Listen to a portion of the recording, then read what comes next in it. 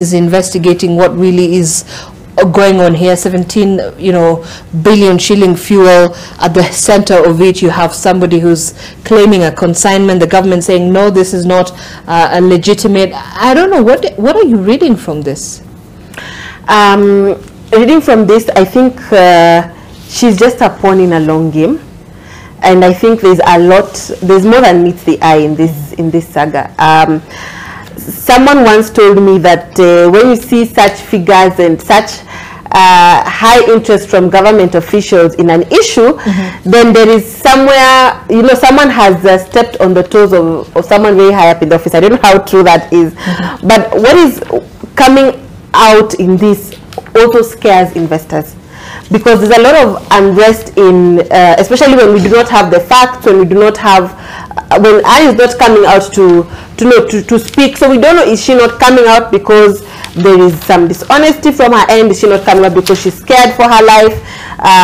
Because we've also seen the tracks, and it's been shared with us, the traces of her steps prior to the disappearances and whatnot.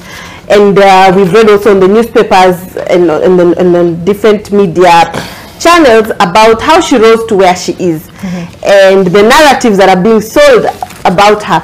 So it's a bit difficult to really tell or get the truth behind this, but it seems that there's more than meets the eye. There's a lot of that is being hidden. There's a lot of dishonesty, I think, on both areas. If you even look at how Anne is, I would not want to judge, but if you look at how she's going about the whole issue, it makes me wonder, is it that one, she's dishonest, or two, she does not trust the different institutions that are there? Because if you look at the events that happened prior to her being called to parliament, there was her, going to the different offices asking for help. There was her, there was the issue of it being offloaded. So what are the proper channels? I mean, for such, I think if she has been in the imports and exports industry for some time, she definitely knows what the procedure is like. She would not move such a bulk item if she doesn't know how to go about it. So for it to arrive in Kenya, and then there is a whole theory or a whole narrative about her not being able to have the various licenses, or some dishonesty from her part, her saying, her being accused of the oil not being hers, I think there's more than meets the eye, because there are procedures that are normally laid out. So to me, it just looks like we're not being given the full story, and there's a lot of interest, especially because of the oil prices right now. I definitely feel that this has been brought about by the various interests that are there. And it could, again, as I said, scare away a lot of it. I just feel like there's just a lot of information that is surrounding this whole this 17 billion, saga. I don't know, is it a saga? Is it what? Mystery behind it? Allow me to chuckle from the headline, or rather starting from the headline, that MPs to visit Saudi Arabia, Russia in a fuel probe.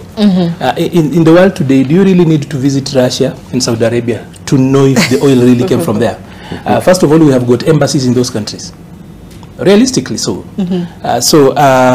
Besides this particular saga providing being a problem to us as a people, it looks like it's also set to cost us much more. So we are going to spend about $1 million, $2 billion, $1 billion or $2 billion, members of parliament and engaging around to this Russia and Saudi. So in the process, if this money truly was lost from the people, then we'll end up losing probably 20 billion, because then around this there's going to be a lot of games that cost us more money to actually look around that. And I also think that that is quite unfair.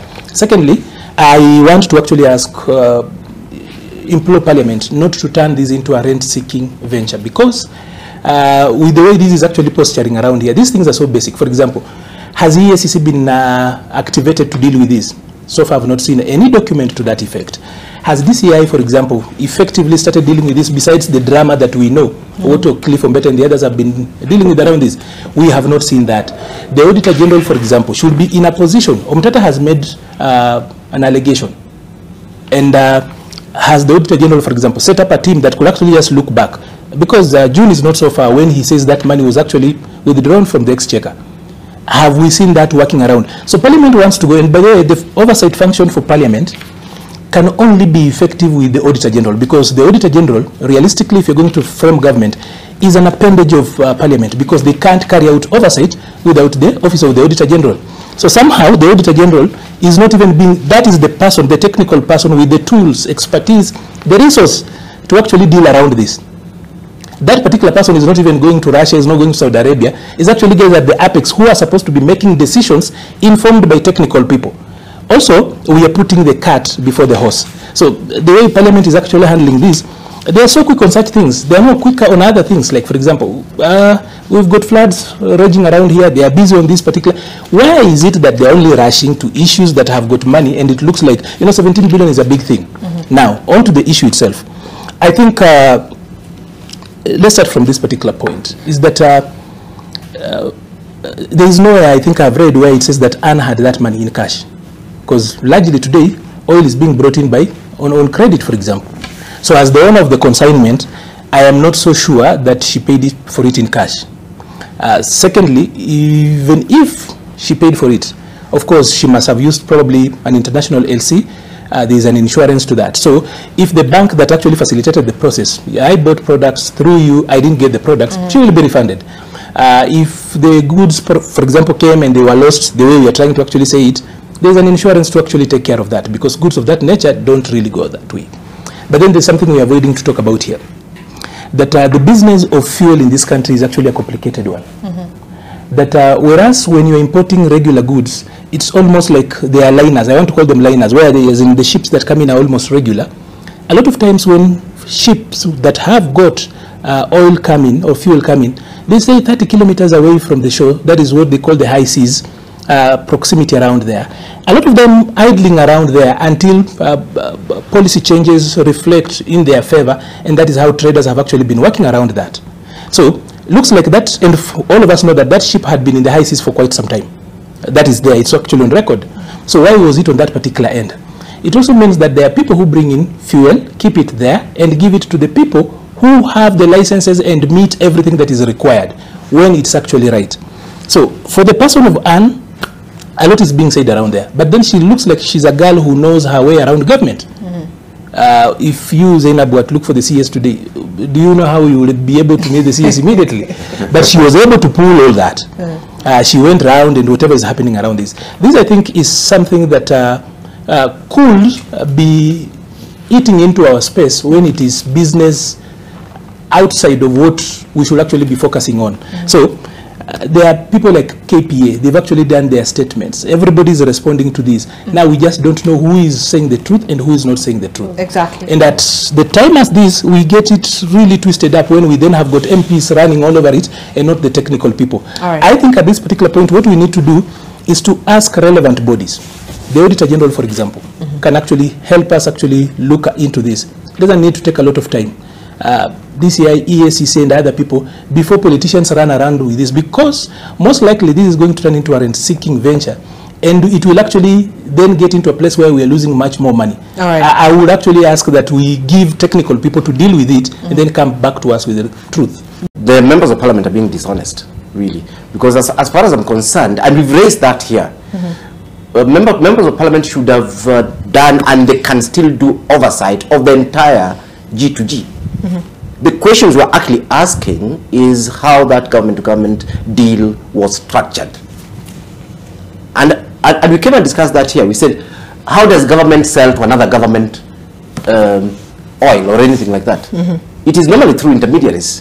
And how has that been designed to ensure that we don't end up with corruption, rent-seeking, and stuff like that? And that has never really been answered.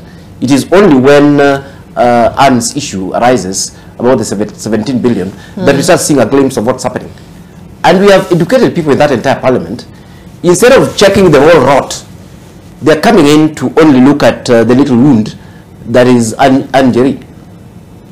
You see, I mean, already we've had guarantees of almost 600 billion getting to 700 billion of the G2G imports. Which are these companies involved? Who are getting these guarantees? Who are bringing in the oil? How much money are they making, and so on? One of the questions that we asked here, right here on NTV, was based on the design, are we guaranteed that this will deliver what it was intended to deliver, which was basically to stabilize the shilling? by saying, fine, now we don't have to buy our oil in dollars and all that. So as far as I'm concerned, the whole thing needs to be scrutinized. Of course, the Anjeri one basically paints us as you know, a banana republic where nobody follows anything. How do you just get kidnapped and then, you know, held in some strange place, and then you are left without any whatever charges? You don't even know, you are blindfolded. And things like that. I mean, those are things that should not be happening in a civilized nation as it actually were. And meanwhile, I mean, nobody's even raising some of those issues. Yeah, so from where I sit, I think the entire G2G needs to be interrogated. And that is what Parliament should actually be doing, oversighting fully to say, look here, we agree with the way this has been designed.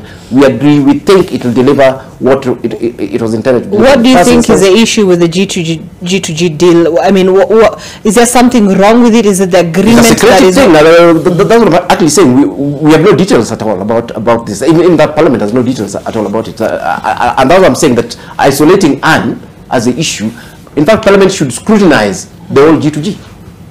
Not this incident. This is an incident within that bigger ecosystem. So that Parliament can tell us that actually they've looked at the various committees working together, of course, with other institutions. But number one, they've looked at the G2G and it's okay. There's no problem. It will deliver for Kenyans just as was intended by the executive. And then on the other hand, you know, work with the relevant institutions and authorities, of course, to also address the Anjeri issue, because it is actually of national significance, and it's affecting that program directly. And if the people who are criminally culpable, of course, there are institutions that can actually deal with that.